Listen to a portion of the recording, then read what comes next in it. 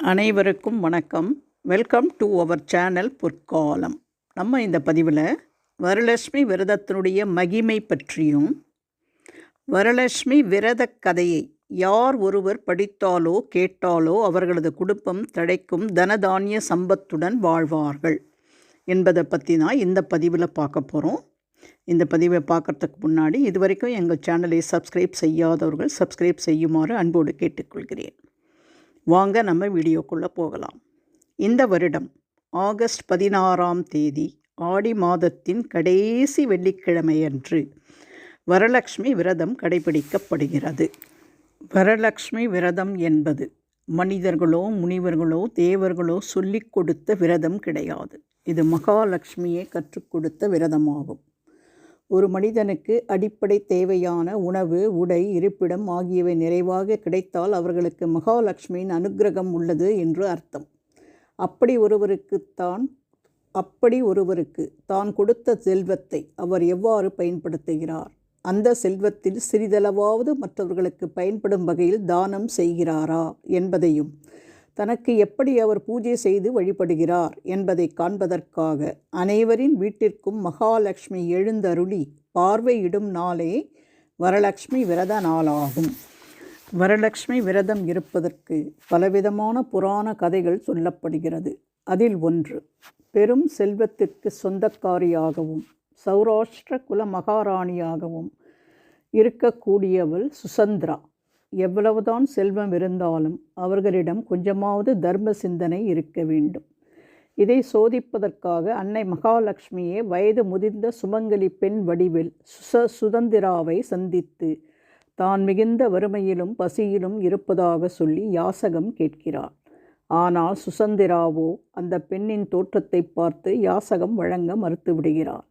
அதோடு மகாலட்சுமியையும் அவமதித்து விடுகிறார். இதனால் மனவேதனையுடன் அங்கிருந்து சென்ற மகாலட்சுமியை கண்ட சுசந்திராவின் மகள் சாருமதி நடந்த விவரங்களை கேட்டறிந்து தன்னுடைய தாய் செய்த தவறுக்காக தான் மன்னிப்பு கேட்டு அந்த பெண்ணை உபசரிக்கிறாள். இதனால் மனம் மகிழ்ந்த மகாலட்சுமி வரலட்சுமி விரதம் இருக்கும் முறையை அவளுக்கு கற்றுத்தருகிறாள். மகாலட்சுமி சொல்லி சென்றபடியே தவறாமல் வரலட்சுமி விரதத்தை கடைபிடிக்க துவங்குகிறாள் சாருமதி. சில காலங்களில் அவளுக்கு திருமணம் முடிந்து தன்னுடைய கணவரின் வீட்டிற்கு சென்று விட்டாள். அங்கும் வரலட்சுமி விரதத்தை தொடர்ந்து கடைபிடிக்கிறாள். இந்த நிலையில் சாருமதியின் தந்தை எதிரிகளிடம் நாட்டை இழந்து அவர்கள் காட்டிற்கு மறைந்து வாழும் நிலை ஏற்படுகிறது. இதை அறிந்த சாருமதி ஒரு மூட்டையில் நிறைய தங்க காசுகளை வைத்து இதை வைத்து பிழைத்து கொள்ளும்படி தனது பெற்றோருக்கு தருகிறாள். ஆனால் அதில் கரித்துண்டுகள் மட்டுமே இருக்கிறது. ஒன்றும் புரியாமல் குழம்பிய சுதந்திராவிடம் மகாலட்சுமியை அவமதித்ததால் இந்த நிலை ஏற்பட்டதாக எடுத்துச் சொல்லி வரலட்சுமி விரதத்தை இருக்கும்படி சாருமதி விளக்கினாள். அவளும் மகள் சொல்லியபடியே வரலட்சுமி விரதம் இருந்தால் சிறிது நாட்களில் தன்னுடைய ஆதரவாளர்களை திரட்டி எதிரிகள் மீது போர் புரிந்து இழந்த நாட்டை மீட்டும் பெற்றனர். வரலட்சுமி விரதத்தின் இரண்டாவது புராண கதை. முன்னொரு காலத்தில் சிவனும் பார்வதியும் சொக்கட்டான் ஆடும் பொழுது யார் ஜெயித்தார்கள் என்ற சண்டை வந்தது. அப்போது அங்கிருந்த சித்திரநேமி என்ற கன தேவதையிடம் நியாயம் கேட்டார்கள்.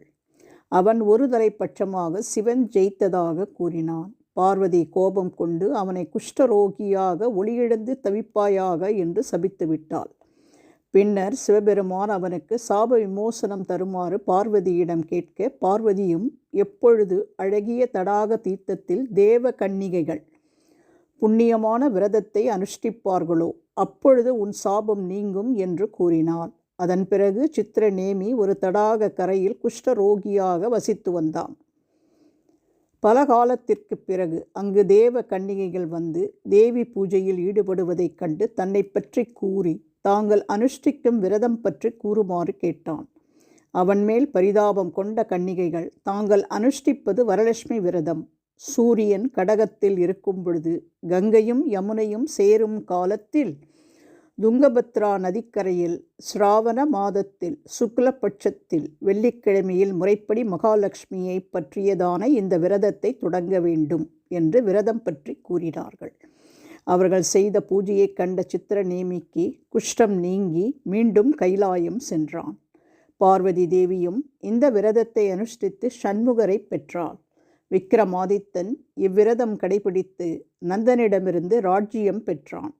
நந்தனின் மனைவி அனுஷ்டித்து பிள்ளைப்பேறு பெற்றாள். குண்டினம் என்ற கிராமத்தில் வசித்த சாருமதி என்ற பெண் இவ்விரதமிருந்து சகல சௌபாக்கியமும் பெற்றாள். வரலட்சுமி விரத நாளில் என்ன செய்ய வேண்டும்? வரலட்சுமி விரத நாளில் புண்ணிய நதிகளில் நீராடலாம். இது ஓராண்டு லட்சுமி வழிபாட்டுக்குரிய பலன்களை நமக்கு தரும். வரலட்சுமி பூஜை தினத்தன்று சுமங்கலி பெண்களுக்கு மஞ்சள் குங்குமம் கொடுத்து வணங்கினால் நல்லது. வரலட்சுமியை எந்த அளவுக்கு தாமரை மலர்களால் அலங்கரித்து வழிபாடு செய்கிறோமோ அந்த அளவுக்கு புண்ணியம் சேரும். மகாலட்சுமிக்கு மஞ்சள் நிறப்பட்டு என்றால் பிரியம் அதிகம். லட்சுமி அனைவருக்கும் நன்மை தருபவள் என்று அதர்வன வேதத்தில் கூறப்பட்டுள்ளது. லட்சுமி வழிபாட்டின் போது மறக்காமல் அஷ்டலட்சுமி தோத்திரம் சொல்வது நல்லது.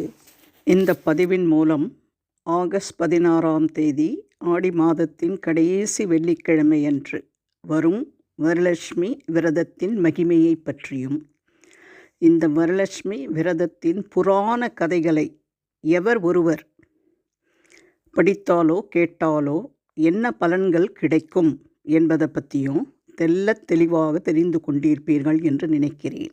இந்த பதிவு உங்களுக்கு பயனுள்ளதாக இருந்தால் உங்கள் ஃப்ரெண்ட்ஸ் அண்ட் ரிலேட்டிவ்ஸ்க்கு மறக்காமல் ஷேர் பண்ணுங்கள். வேறு ஒரு அற்புதமான பயனுள்ள பதிவோடு உங்களை சந்திக்கும் வரை விடைபெறுகிறேன். நன்றி, வணக்கம்.